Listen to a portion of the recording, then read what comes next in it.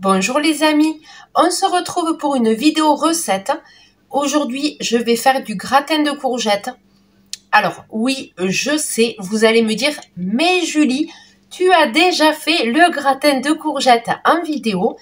Alors, je vous explique pourquoi je refais une recette. Je ne vais pas faire tout à fait la même. La première que j'ai faite, c'était gratin de courgettes à la béchamel. Voilà, et là, je ne vais pas faire de béchamel, je vais faire un autre appareil. Donc, je vous partage ça tout de suite.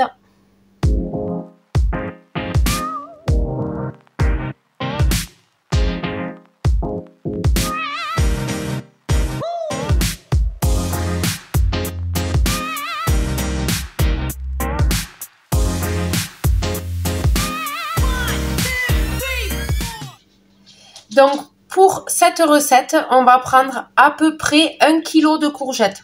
Je crois que j'ai à peu près 1 kg. Donc, j'ai rincé les courgettes et je vais venir les préparer. Allez, c'est parti. Ah oui, alors, pendant que je prépare les courgettes, je vais venir faire bouillir de l'eau. Voilà, je viens faire chauffer de l'eau. Voilà, c'est de l'eau. Hein. Je n'ai pas à vous montrer, il y a de l'eau dedans, tout simplement. Donc, je vais m'occuper des courgettes. Donc, c'est une autre façon de faire du gratin de courgettes. Hein.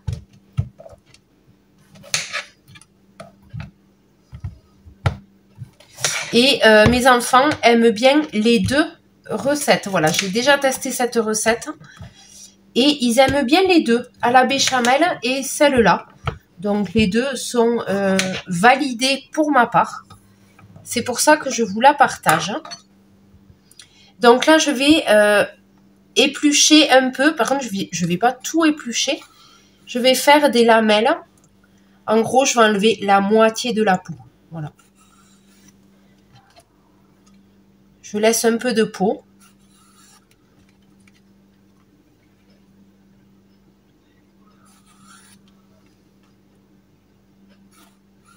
Voilà. Et chose que je n'avais pas fait dans la première recette. En fait, dans la première recette, j'avais coupé des rondelles et j'avais fait cuire dans l'eau comme ça. Sauf que, en fait, dans le gratin, moi, ça m'a un peu dérangé, c'est les pépins. Je trouve qu'il y avait trop de pépins, trop de pulpe de courgettes. J'aime pas trop les pépins de courgettes. Du coup, si les courgettes sont un peu grosses, même là, vous voyez. Je sais pas si vous voyez là, il y a des pépins, quoi. Donc moi, je viens un peu enlever, quoi. Je viens enlever les pépins. Après, vous pouvez les garder, mais bon. Moi, franchement, je préfère ça. Hein. Vraiment. Voilà. Je les préfère vraiment comme ça.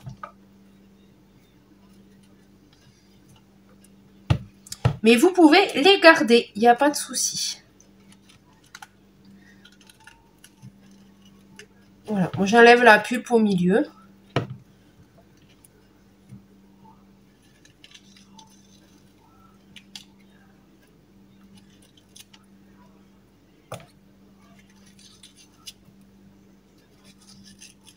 Voilà.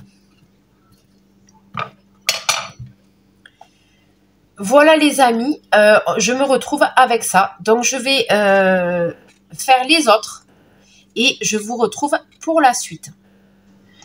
Voilà, ça y est, j'ai préparé mes courgettes. Je vais venir mettre du gros sel de Guérande un peu dans l'eau.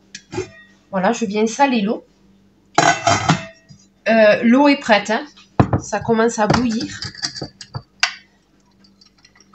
Voilà, donc je mets un peu de sel. Hein. Je viens saler l'eau, quoi. Voilà.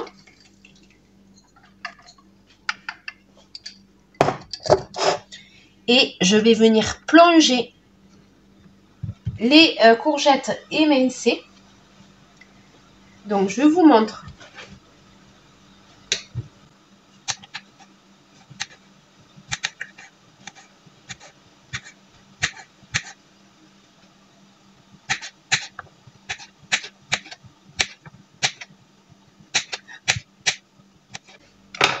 Voilà. Et je vais venir plonger les bouts de courgettes dans l'eau bouillante. Bon, c'est plus vite fait directement dans la main. Voilà. Donc là, j'émince les courgettes. Et je vais les faire revenir 15 minutes dans l'eau salée. Ça y est, j'ai émincé les courgettes. Je les laisse mijoter. On va dire pré-cuire, c'est plus exact. 15 minutes. Voilà, 15 minutes en tout. Je les laisse pré-cuire dans l'eau chaude salée. Voilà, comme ceci. Et pendant ce temps, je vais préparer l'appareil à gratin. Alors, pour l'appareil à gratin, il va nous falloir de la crème fraîche. Ah, j'ai un bout de courgette. De la crème fraîche, vous prenez celle que vous voulez. Vous pouvez la prendre liquide. Sinon, moi la mienne, elle est plutôt épaisse. Donc c'est pour ça que je vais utiliser un peu de lait pour diluer l'appareil. Mais si vous l'avez liquide, la crème, il n'y a pas besoin de lait. Voilà, moi je l'ai épaisse. De 2 œufs,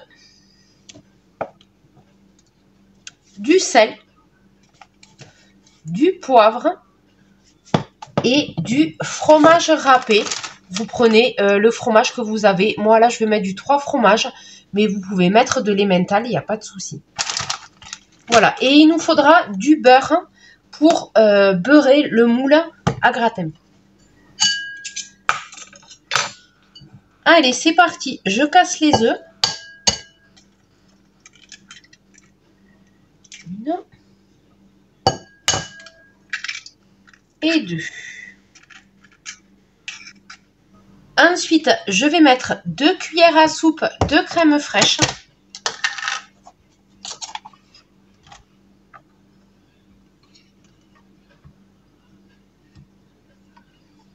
Donc, on est généreux avec la crème. Parce que la crème, c'est trop bon. On est en hiver, donc on peut manger de la crème. On fait des réserves pour le froid.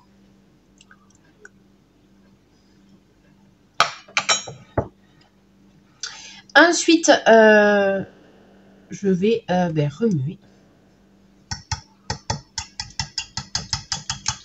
la crème et les œufs. Et on va mettre en même temps un peu de sel. Donc là, c'est vraiment... j'assaisonne au pif. Vous assaisonnez comme vous l'aimez.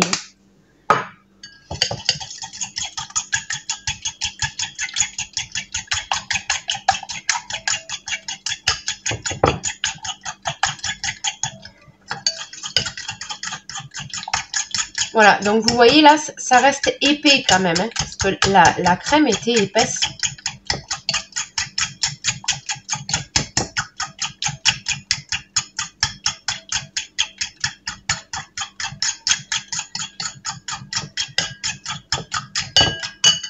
Donc je vais venir rajouter un peu de lait, donc là je fais un peu au pif.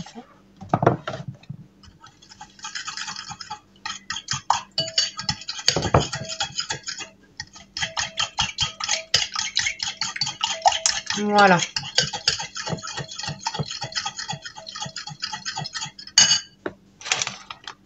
Alors, un fromage râpé, je vais venir mettre entre 100 et 150 grammes, sachant que je vais en rajouter par-dessus le gratin. Donc, il n'y a pas besoin d'en mettre énormément, hein. Je vais en rajouter par-dessus pour que ça puisse un peu gratiner aussi. Donc voilà, je dois mettre 100 grammes. En gros, ça doit être ça. Oui, vous voyez, je ne pèse rien pour cette recette. C'est vraiment facile. Voilà, puis même si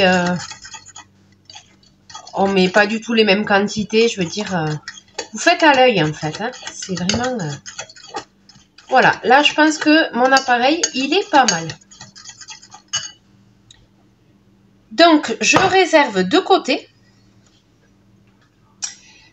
Et je vais ranger mon plan de travail et après je vais venir beurrer le moule. Voilà. Hop, un petit bout de courgette. J'ai des petits bouts de courgette qui se promènent. Alors, on va prendre une noisette de beurre. Voilà, bon moi c'est du beurre à tartiner. Donc c'est vrai que c'est plus facile à utiliser. Que ce soit en cuisine ou pour les tartines, vraiment. Moi je préfère vraiment le beurre à tartiner.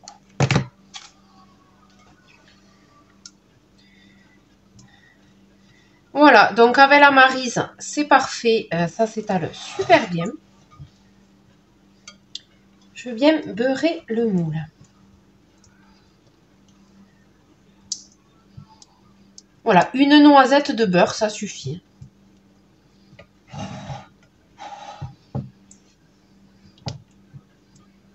Voilà.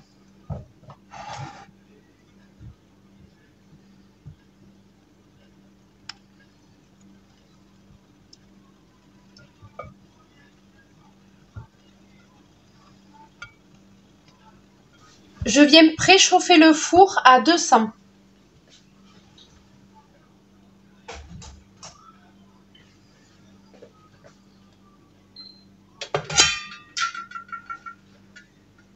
Voilà.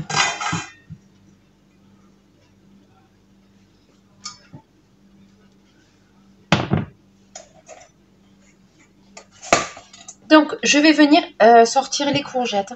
Alors, je vais prendre à la louche parce que je vous explique, je vais garder l'eau chaude pour faire cuire des brocolis. Je vais garder l'eau pour pas gaspiller et je vais sortir directement les courgettes. Voilà. Dans la passoire.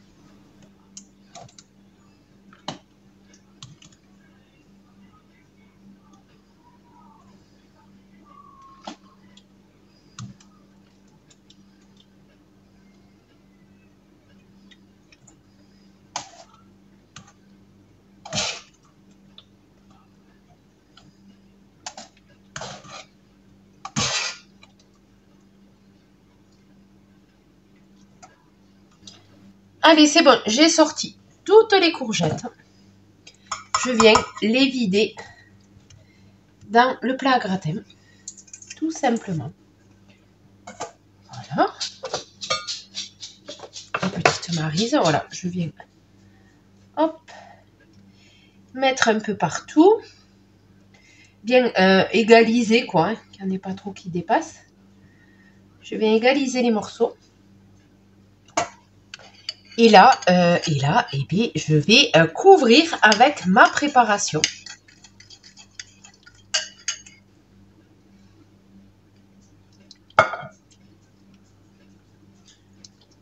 Comme ceci. Voilà. Hop, il y a un peu de fromage accroché.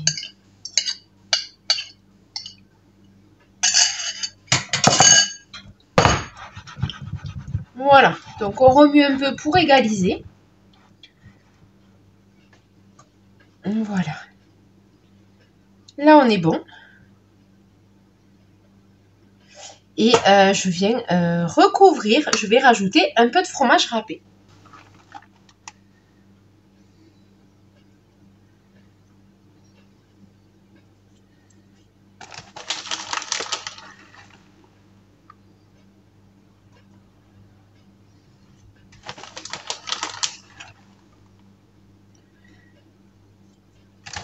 Donc, vous voyez, c'est une recette très facile.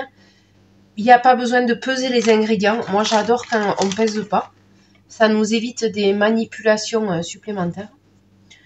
Moi, voilà, j'aime comme ça. Quand on fait à vue d'œil, qu'on dose à la cuillère, ça me va très bien. Voilà, donc là, je vais l'enfourner à 200 degrés et je vais le laisser 40 minutes minimum. Voilà, si à 40 minutes le fromage est bien doré, je le sortirai. Voilà, je n'ai pas de four à chaleur tournante, c'est un four traditionnel que j'ai. Donc je le mets sur la plaque au milieu du four. Voilà, tout simplement, au milieu. 40 minutes à 200, je vous retrouve pour le résultat final.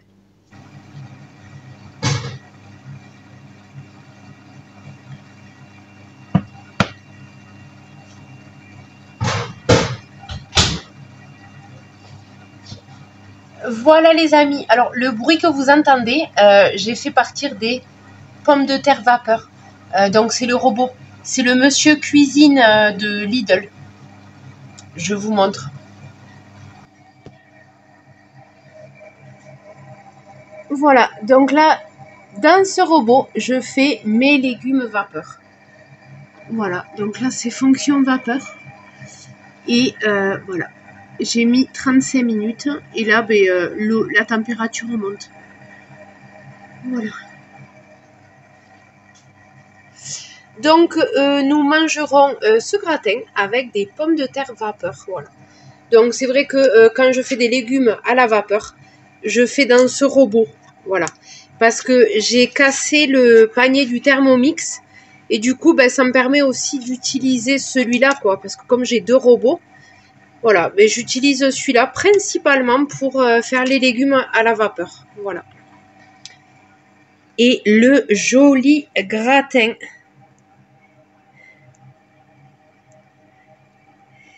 Voilà les amis. Et pendant que le gratin cuisait, j'ai fait cuire aussi les jolis brocolis. Voilà les amis, alors ce gratin on peut le manger aussi avec en mettant des oignons à l'intérieur.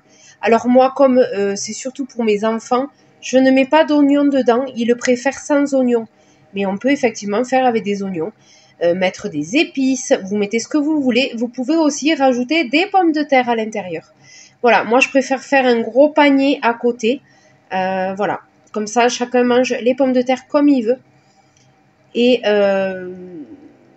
voilà, donc voilà, là je vous ai montré comment nous, on aime le manger.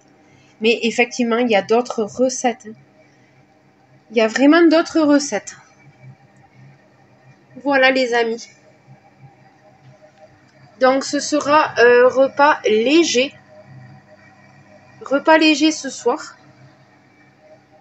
Avec des légumes. Et après, évidemment, on peut se rajouter du fromage si on veut dans les pommes de terre. Voilà. Sur ce, je vous laisse.